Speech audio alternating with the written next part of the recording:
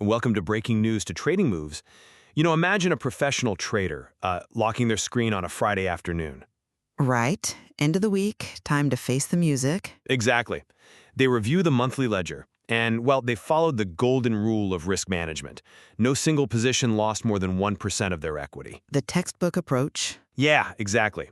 They avoided the catastrophic gap downs, they survived the flash crashes, yet somehow the account balance is down 18%. Oh, wow. Yeah, that is tough. Right? There is no smoking gun, no massive failure, just a slow, relentless bleed from 1,000 tiny cuts. It is really the most insidious way to fail in financial markets. I mean, the industry conditions participants to fear the massive account-ending explosion, right? Oh, absolutely. We build these elaborate risk models to protect against catastrophic tail risk events. But we completely ignore the structural decay happening right under our feet. A massive drawdown demands immediate attention. But a small, repetitive loss, it just puts you to sleep while it empties your account. It really does. So the debate we are having today centers on the actual mechanics of this slow, grinding erosion of capital. Right. When an account bleeds out through repeated minor drawdowns, what is the core driver of that destruction? My stance is that the primary danger is structural and mathematical. Okay. It is a failure of system frequency, meaning taking an excessive number of low-probability trades mechanically drains the account due to, compounding mathematical drag. And that is entirely independent of the trader's emotional state. Yeah, and I have to take the opposing stance on that. I argue the primary danger is entirely behavioral. Behavioral? Yes. Those mathematical drawdowns are really nothing more than lagging indicators of a collapsing mental framework. Small losses operate as a psychological trap. They quietly destroy a trader's discipline without ever setting off their internal alarm bells. Well, let me build the structural argument first. We operate in a trading ecosystem that is just frankly obsessed with downside mitigation. True. The prevailing wisdom dictates that if you cap your maximum exposure on any given position at, say, 0.5% or 1%, you are operating as a professional. You are shielded from ruin. That is what they teach on day one. Right, but that assumption contains a fatal mathematical flaw. A small loss is only acceptable when it is the calculated byproduct of a system with positive mathematical expectancy. Mm-hmm. It has to be a valid setup, with a defined entry trigger and a proven probabilistic edge. When those criteria are met, the loss is merely the cost of goods sold, but the true threat emerges from frequency. But you are isolating the math from the human executing it. Because the math operates regardless of the human. Look, if a trader executes 10 marginal setups in a week simply to stay active, the math compounds against them. You just cannot outrun the drag of negative expectancy. Right, but why are they taking those 10 marginal setups? It does not really matter why. The outcome is the same. Every time a participant crosses the spread to enter a market, they are paying a toll. If the setup lacks a statistical edge, that toll, combined with the minor loss, begins to snowball. Okay, but think of it like a leaky engine valve, right? Each drop of oil is tiny, just a drop. But the engine still seizes because of the sheer frequency of the leak. Taking 50 low-quality trades a month destroys capital with ruthless efficiency. I hear the leaky valve analogy, but the flaw in relying purely on probability models is that trading is not executed by a sterile algorithm. Well, some of it is. Sure, but for the discretionary trader, it is executed by human beings with neurological vulnerabilities. Yes, the math shows a declining equity curve, but the math is not the disease. The terminal disease is the depletion of mental capital. But a loss is a loss. A massive, account-threatening loss is painful, yes, but it serves a vital neurological purpose. It acts as a behavioral circuit breaker. It shocks the trader into self-reflection. A continuous string of microscopic losses does the exact opposite. It normalizes poor execution. Normalization implies an acceptance of the loss, which, mechanically speaking, is still just a frequency problem. If they accept a high frequency of poor trades, the math still does the damage. It is far more dangerous than simple acceptance, though.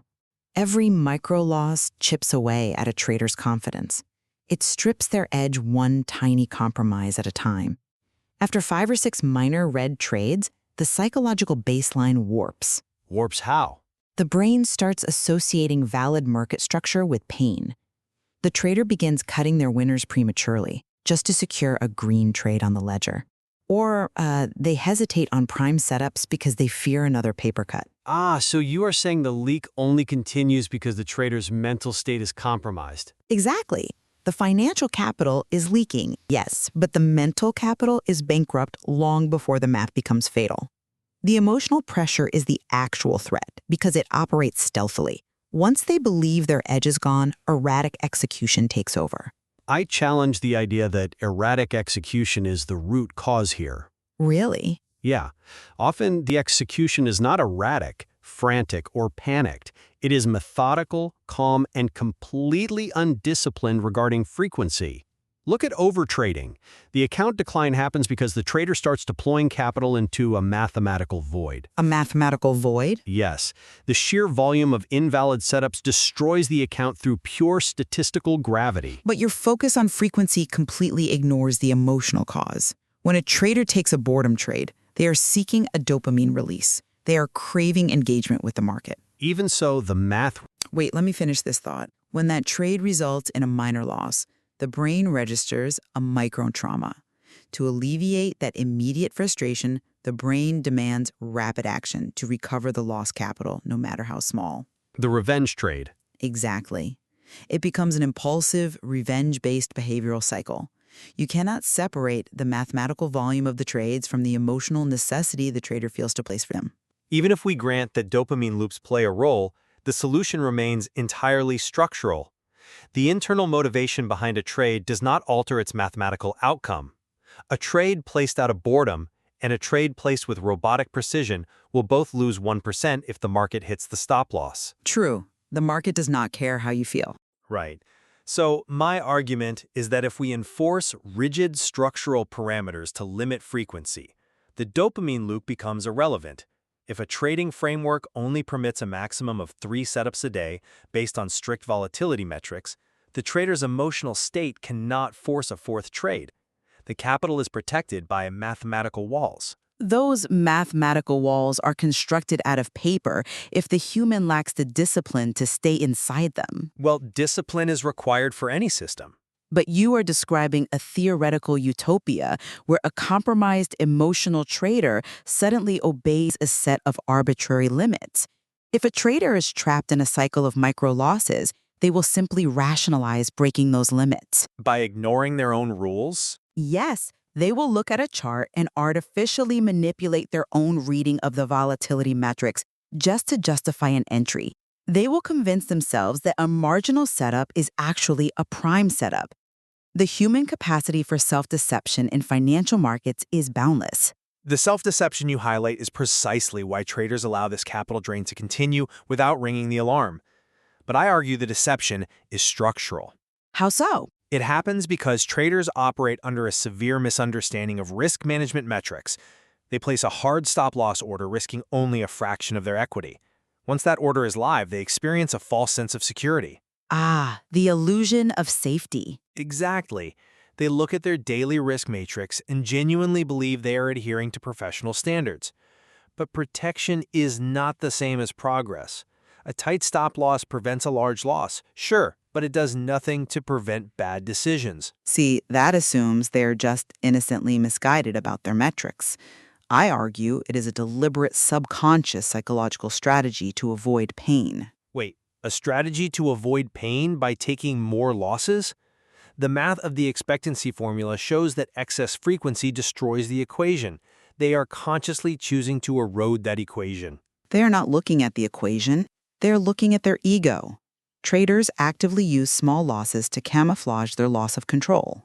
Camouflage. Yes, when someone takes a hit in the market, it damages their self-image. To avoid the devastating realization that they are completely out of sync with the price action, they use the small size of the loss as a shield. So they're lying to themselves. Completely. They will take 5 awful off-plan trades, get stopped out on every single one, and then congratulate themselves for keeping their total daily drawdown under 2%. They weaponize the concept of risk management to justify pure gambling. That implies a level of conscious intent to gamble. If a participant is aware they are gambling, they typically increase their size to hit a home run. They do not slowly bleed out in fractions of a percent. It is not a conscious intent to gamble. It is a subconscious preservation tactic to stay in the game. The small loss allows them to remain engaged with the market without facing the reality that their edge is gone. So it is just about staying in the seat. Yes, by keeping the losses microscopic, they delay the painful reckoning. The minimal size of the loss provides the exact camouflage required to hide the fact that they are trading from a place of anxiety and desperation. I find it difficult to accept that all high-frequency micro losses are driven by an addiction to the screens. Many systematic traders experience these slow drawdowns simply because market conditions have changed, and their system frequency remains static. That is a fair point for algorithmic traders, sure. Which leads us to the evaluation phase, moving from diagnosing the problem to establishing how a trader should evaluate a loss. The solution requires strict mechanical tracking. Tracking is necessary, yes. You cannot manage what you do not measure. A trader must audit the system itself, tracking the number of trades, the validity of the setup, and whether the trade adhered to the plan. The goal is to essentially lose correctly. An audit is necessary, but the metrics you choose to audit determine the value of the exercise. A sprinkle spreadsheet of entry prices and stop losses falls short. Oh, an operational audit is far more rigorous than a basic ledger.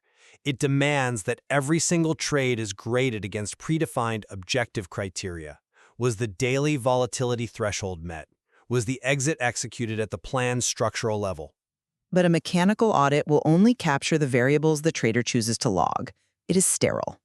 It is objective. You can maintain an immaculate spreadsheet tracking time frames and volatility metrics, but if you do not track the quality of the decision and the behavioral catalyst behind it, you will simply invent new, mathematically sound ways to circumvent your own rules.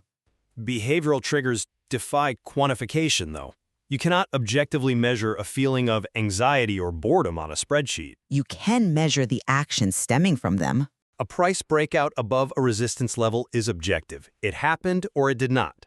An emotion is subjective. That perspective ignores decades of behavioral finance. A trader can review their journal and measure the time intervals between trades.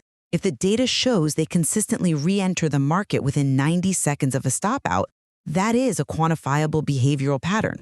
Okay, I see what you mean. I log just as meticulously as your drawdowns. Tracking time intervals between trades is actually a mechanical metric, which kind of supports my point about structural tracking. But I understand you are using it to infer an emotional state. Exactly. We're trying to find the root cause. We are really looking at the same declining equity curve through two very different analytical frameworks. From my perspective, protecting trading capital requires a ruthless commitment to mathematical structure. It is about controlling the frequency of exposure. The actual battleground. Small losses provide the perfect cover for impulsive, revenge-based behavior disguised under the banner of responsible risk management. There is a shared understanding here, though. Small losses are highly dangerous when ignored, but they become highly useful when studied. We share that premise entirely. Evaluating the quality of the decision process is just as critical as managing the numerical risk parameters. Right. For anyone listening who is currently looking at a declining account with no large red trades, you have to ask yourself a tough question. Are you suffering from a mechanical leak of invalid setups or a psychological drain of unrecognized emotional trading? The silent erosion rarely announces itself. You have to go looking for it. Very true. Thank you for joining us on Breaking News to Trading Moves. Keep evaluating your process and question every single cut.